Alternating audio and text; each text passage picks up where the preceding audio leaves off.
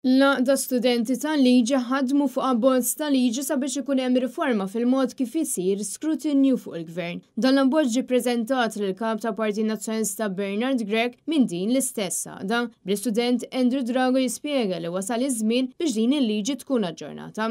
Dan hekk kif il-liġi kif inhi bħalissa qed tneħħi fost l-oħrajn mis-saħħa tal-Ombudsman u dan ma jagħmel sens. Net News kellem ma' Andrew Drago fejn spjegalna aħjar għalfejn bħala studenti tal-liġi ħassew il-bżonn li jresqu dan l-abbozz. L-abbozz tal-liġi tagħna qiegħed jirriforma s-sistema ta' dak li jgħidulu l-istħarriġ ġudizzjarju, dan huwa l-abilità tal-qrati biex jivverifikaw jekk azzjonijiet tal-gvern huma legali jew illegali.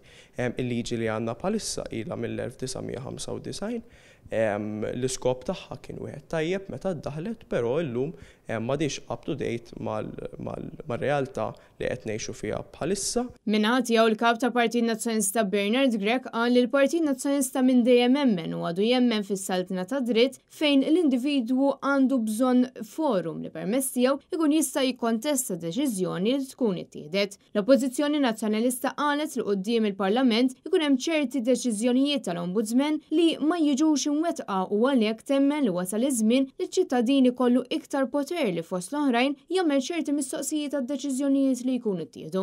Preżenti għal din il-laqgħa kien hemm id-deputati nazzjonalisti Carol Aquilina, Bernice Bonello, Rebecca Borg u Yves Borg Bonello, kif ukoll il-President tal-Għaqda Studenti tal-Liġi Andrew Xiberras u Laura Ketkuti Dimek li hija waħda mill-membri ta' din l-għaqda.